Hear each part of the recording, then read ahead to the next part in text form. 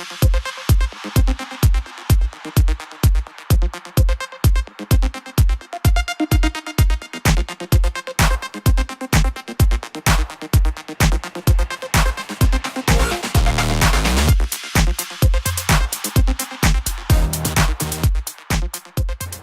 à tous, c'est déjà l'heure de la dernière quotidienne. Je ne sais pas si vous aurez deviné de quoi on va parler aujourd'hui. Petit indice, je suis dans une voiture, ça va parler attelage. Vous aurez un reportage sur Benjamin Ayot à la fin de cette émission et puis les résultats de la finale, bien entendu. Mais avant cela, nous vous donnerons également les résultats du Grand Prix Land Rover. Tout de suite, place au bilan avec la directrice de l'événement, Sabine Zegel. C'est une organisatrice heureuse que nous recevons pour cette dernière quotidienne, Sabine Zegel. Bonjour, merci d'être avec nous. Bonjour. Heureuse parce que c'est une véritable réussite, cette nouvelle édition du Jumping International de Bordeaux, et notamment avec ce Salon du Cheval. Et oui, parce que nous parlons de Salon du Cheval et non plus de Village des Exposants. Alors quel est le succès? Est-ce que ça a eu le succès que vous espériez? Oui, une organisatrice heureuse, bien sûr, mais heureuse parce que effectivement un succès qui est reconnu par les exposants et qui est manifesté par les exposants et puis aussi par nos visiteurs qui se sont montrés particulièrement nombreux cette année sur ce nouveau format Salon du Cheval de Bordeaux. En sachant que nous avons particulièrement développé les animations, les carrières, et on a pu remarquer que les temps forts d'ailleurs ont su véritablement se répartir de façon très homogène dans le salon, avec 3 zones d'animation très importantes, entre le paddock bien évidemment qui reste toujours la zone de prédilection des grands sportifs et des amateurs de sport, puisque c'est l'occasion de voir très aisément les champions à l'échauffement, mais aussi une carrière dédiée purement aux animations, où là on a pu avoir des petits spectacles, des démonstrations de différentes disciplines, mais aussi de l'initiation, avec d'ailleurs deux animations qui devraient pouvoir attirer un petit peu plus les jeunes garçons vers l'équitation, qui est le tir à l'arc à cheval et le laser game à cheval, qui a eu d'ailleurs particulièrement de succès. Sans oublier bien évidemment aussi de parler sur la carrière Baloubet du Salon des étalons de sport qui a remporté un véritable succès pour cette 2e édition, où nous avons accueilli le gratin des reproducteurs et qui se sont présentés pratiquement une 60aine chaque jour, vendredi et samedi, complété de 2 épreuves dédiées aux jeunes étalons de sport de 7 et 8 ans. Et aussi une très belle présentation mise à l'honneur des jeunes médaillés français 3 ans, 4 ans, 5 ans sur la grande piste hier samedi après-midi, et aussi des étalons reproducteurs qui se sont illustrés en 5 étoiles, donc un programme très riche. Alors le côté élevage, comme vous le dites, c'est aussi ce qu'il y avait autour du salon des étalons que vous avez décrit. Comment faire pour que ça grandisse, hein? Ça a doublé quasiment par rapport à l'année dernière avec 58 étalons présentés cette année. J'imagine que la demande est grandissante. Absolument. Nous avons une particularité avec ce salon des étalons de sport qui se tient dans l'enceinte d'une compétition internationale, avec des opportunités qui se présentent, qui sont un petit peu différentes, une interconnexion, je dirais, avec tous les acteurs principaux du monde équestre, qui donne une particularité à ce salon des étalons de sport de Bordeaux. Alors ce salon des étalons, c'est aussi pour mettre en avant le sport dans le futur, l'avenir du sport forcément, puisque là on parle d'élevage.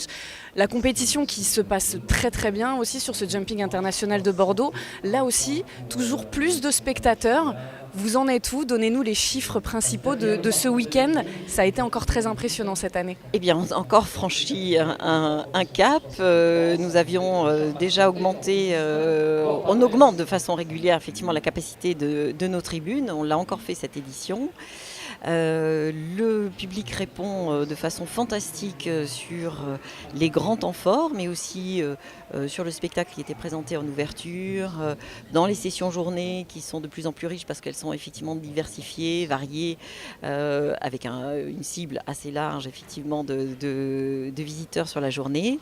Et nous en avons pour cette édition, en comptabilisant la fréquentation tribune mais aussi la fréquentation salon, nous sommes à une fréquentation totale de 65 000 sur les 4 jours. Quand on parle de tribunes, proprement parlé, sur la piste, autour de la piste, combien de personnes sont accueillies aujourd'hui ? Alors on a une capacité d'accueil là autour de nous de 7500 places pour assister à la compétition et avec des sessions qui sont sold out le vendredi soir pour le derby, qui est une compétition qui a été particulièrement réussie, une victoire fantastique avec Michael Young et un second Maxime Livio, on aurait pu rêver mieux.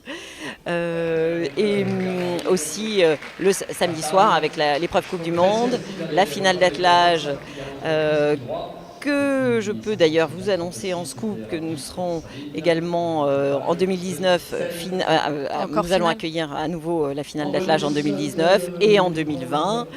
Et sans oublier bien évidemment de parler du Grand Prix d'aujourd'hui, le Grand Prix Land Rover qui aussi annonce sold out pour aujourd'hui.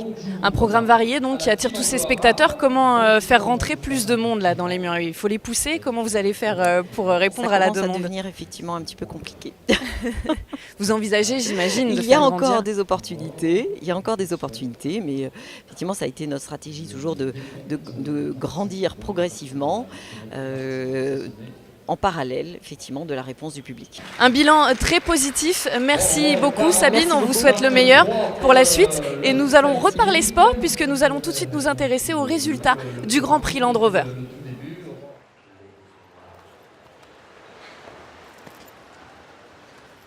C'est un podium 100% bleu-blanc-rouge qui a animé le Grand Prix Land Rover, mais pas sur les mêmes drapeaux. Car le plus rapide des 14 barragistes est néerlandais. Harry Smolders a eu le privilège de s'élancer en dernier dans la course au chrono. Sur son émeraude qu'il connaît par cœur, il a laissé parler l'expérience. Après sa victoire vendredi sur le prix French Tour Generali, le numéro 2 mondial termine son week-end de la plus belle des manières. J'ai pu tirer profit de mon avantage à partir en dernier au barrage. J'ai bien regardé les autres pour savoir exactement ce que j'avais à faire. J'envisageais pas de tout donner aujourd'hui, mais dès le début du barrage, j'ai senti que ça allait le faire. Emerald est en forme. Il sort d'une période de repos. Avec son expérience, il connaît le jeu et il aime ce genre de défi. Il a su gérer pour faire la différence. Une victoire également aux couleurs de la France, puisqu'Emerald, fils de Diamant de Sémilly, est distribué par le haras de Clarbeck, en Normandie. La deuxième place revient à un autre néerlandais. En selle sur Glasgow, Jur Vrieling a mis une demi-seconde de plus que son compatriote. Ils étaient 3 Français à se hisser en barrage. Julien et Paillard terminent 11e, Roger-Yves Boss 13e. Simon Delestre lui parvient à se hisser sur la 3e marche du podium, sur Gainline, qui lui a été confiée récemment par l'Ukrainien Alexander Onichenko. Il reste satisfait de sa performance. Aujourd'hui, Harry était avec Emerald, un cheval qu'il connaît par cœur, qui a énormément de métiers. Moi, Gainline, c'est un cheval que j'ai depuis peu de temps, que je découvre. C'est un de ses meilleurs résultats dans un gros Grand Prix. Il arrive seulement à ce niveau-là, il est toujours en constante évolution. C'est un cheval très généreux et très respectueux, donc on peut être que plus que satisfait de sa performance d'aujourd'hui. Maintenant, c'est sûr qu'avec un peu plus d'expérience, on peut toujours prendre un peu plus de risques, mais voilà, sur un barrage à 15, être sur le podium, c'est toujours satisfaisant, surtout avec un cheval jeune à ce niveau-là. À part hier, là, je voulais quelques points Coupe du Monde. Après, voilà, c'est pas passé hier, c'est passé aujourd'hui, c'est jamais mathématique. Je pense que Gainline était encore un tout petit peu tendre dans le métier pour faire le Grand Prix d'hier, mais au vu d'aujourd'hui, il aurait pu le faire. Mais comme c'est un cheval sensible, je ne veux pas aller trop vite avec lui parce que c'est vraiment un cheval qui a un bel avenir devant lui. Ça va me permettre de continuer d'évoluer avec ce cheval-là, de continuer de le pousser vers le plus haut niveau. C'est un cheval dans lequel je crois beaucoup et qui va, à mon avis, percer cette année.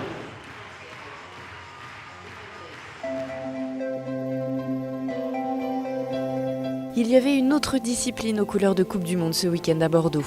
L'attelage à 4 a une nouvelle fois pu faire le spectacle en marge des compétitions de saut d'obstacles. Et parmi les forces en présence, on a pu retrouver un Français de retour au Parc des Expositions. Benjamin Ayot renoue avec le plus haut niveau alors qu'il travaille avec de nouveaux chevaux depuis 1 an et demi. Dans sa démarche, aujourd'hui, le plus important n'est pas la performance, mais bien la préparation pour les futures grosses échéances. Au niveau des chevaux, je pense que j'ai jamais eu dans les mains le potentiel que j'ai là. Et puis en termes d'expertise, j'ai vieilli et donc tous les jours on apprend, donc normalement ça devrait être que mieux.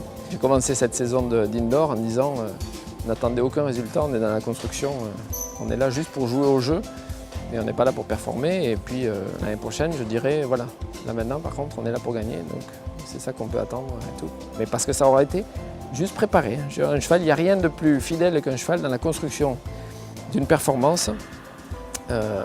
Si un cheval a compris le jeu qu'on lui demande, il va reproduire et donner ce pourquoi on l'a préparé d'une façon juste, géniale et sans faille. Grâce à sa présence dans le top 10 au classement FEI, Benjamin peut participer à la saison indoor. Il en profite pour échanger au maximum avec ses chevaux car pour lui, l'essentiel vient de l'écoute. Une écoute dont il bénéficie aussi désormais auprès d'un staff fédéral mis en place pour faire avancer plus vite cette discipline qui demande beaucoup de logistique.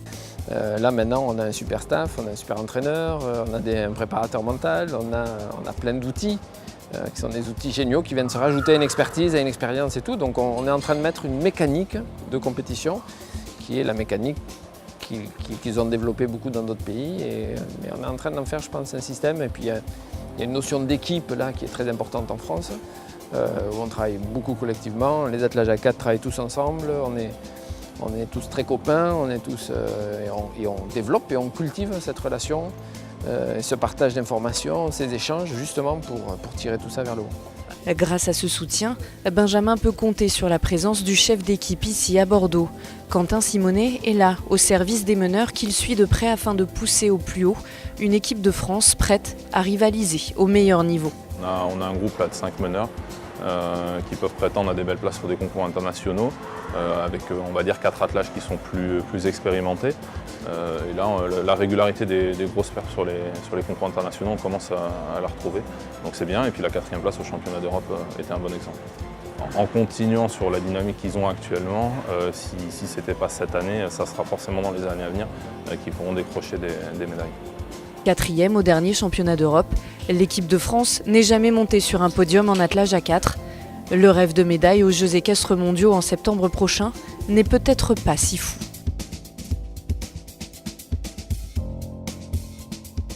Pas aussi fou que la réussite de Boyd Excel. L'Australien a remporté son 5e titre en finale de Coupe du Monde d'attelage à 4 cette année à Bordeaux.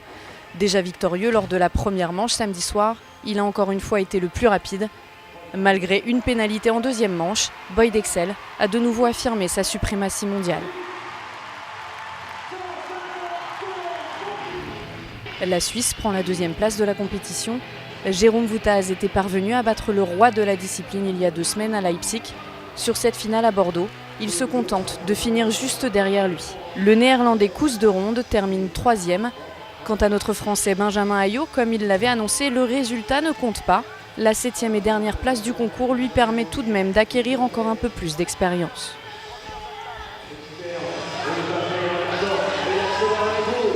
Cette fois, c'est la fin du Jumping International de Bordeaux. Merci à tous de nous avoir suivis. J'espère que vous avez apprécié tous ces reportages, toutes ces belles images.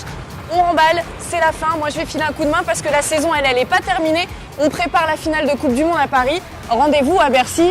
J'y file, c'est toujours tout droit, c'est par là. Allez, on y va. Salut à tous!